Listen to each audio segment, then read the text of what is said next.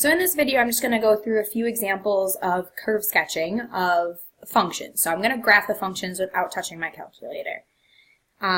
Let's say I want to graph the function x cubed minus x squared minus 4x plus 4. Okay, I have to figure out what the zeros are. So I'm going to algebraically figure them out by factoring. I can factor by group here. There's that common binomial I would hope for. This factors to x squared minus 4 times x minus 1. And I can actually factor this further using my difference of two perfect squares. So setting each part equal to 0, I can see my roots are plus and minus 2 from these two factors, and x equals 1. Now since each of these factors or roots occurred only once, each of them has a multiplicity of 1. Because it's an odd multiplicity, I know each of these are going to be crosses. Okay. I also need to figure out my y-intercept. In order to figure out the y-intercept, all you have to do is evaluate the function at 0. So if I plug 0 in, this is 0 cubed minus 0 squared minus 4 times 0, which is just 0, plus 4. The whole thing goes to 4. So I know I'm going to cross the y-axis at 4. End behavior.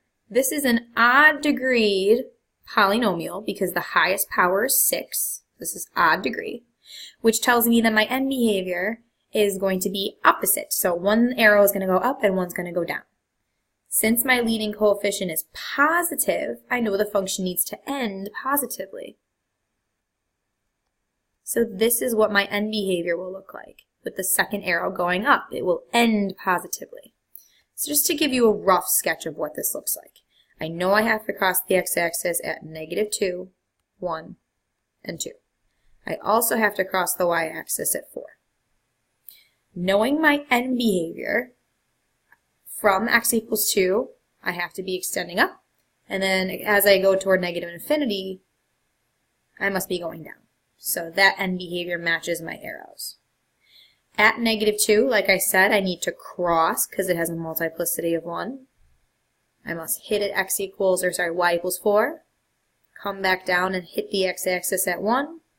I got to cross, and then I'll finish by crossing at x equals 2. And that's a graph of what the function looks like.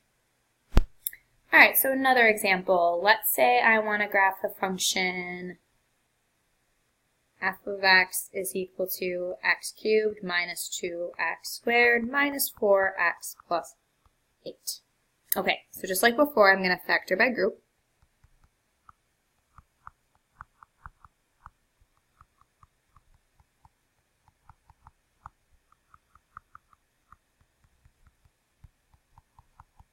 Okay, this was that, so I could factor it further. Now, I get x equals -2, x equals 2, and x equals 2. Okay, so what you should be noticing is I get x equals 2 twice. So that means this has an even multiplicity, a multiplicity of 2. X equals -2 has a multiplicity of 1. Okay, so with an odd multiplicity, it's going to be a cross in the graph. With an even, it will be a kiss. The y-intercept, if I evaluate the function... I can learn to understand you much better if I can get... Whoop, that totally scared me. That was like the Alexa or whatever on my computer. Yikes. Whew, okay, that scared me. Okay, so if I want to evaluate the function at 0 to find the y-intercept, this would go to 0, minus 0 again, minus 0, plus 8. So my y-intercept must be at 8. End behavior. Again, this is an odd degreed function, so that means that it's opposite end behavior. Leading coefficient's positive, so it must end positively. So that's my end behavior. Okay, so rough sketch here. I've got to cross at -2 and 2, and cross the y-axis at 8. Okay, I'm going to fill in my end behavior. I have to cross at x equals -2, come up and hit at x equals, or y equals 8, come back down, hit the x-axis at x equals 2, and then I finish. And that's what a kiss in the graph looks like.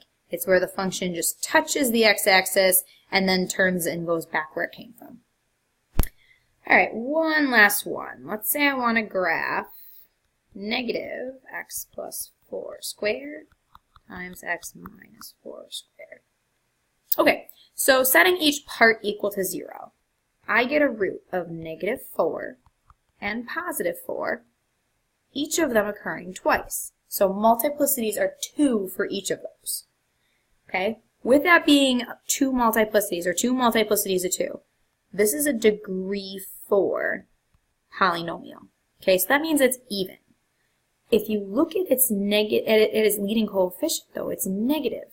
So that means my end behavior should be 2 arrows pointing down.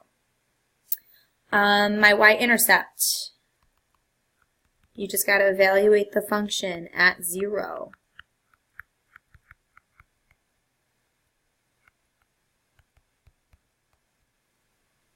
Okay, so this is negative 4 squared, which is 16, times negative 4 squared, which is 16.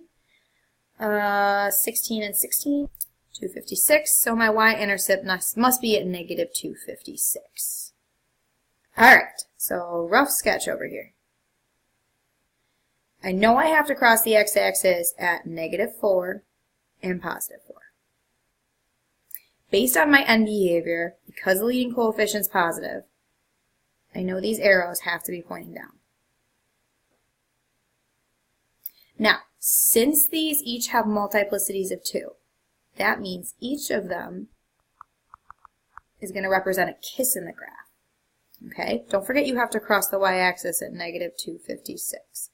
So I'm going to kiss the x-axis at negative 4, come back down, hit that y-intercept, come back up, kiss at x equals 4, and then it finishes. And that's a rough sketch of what the function looks like.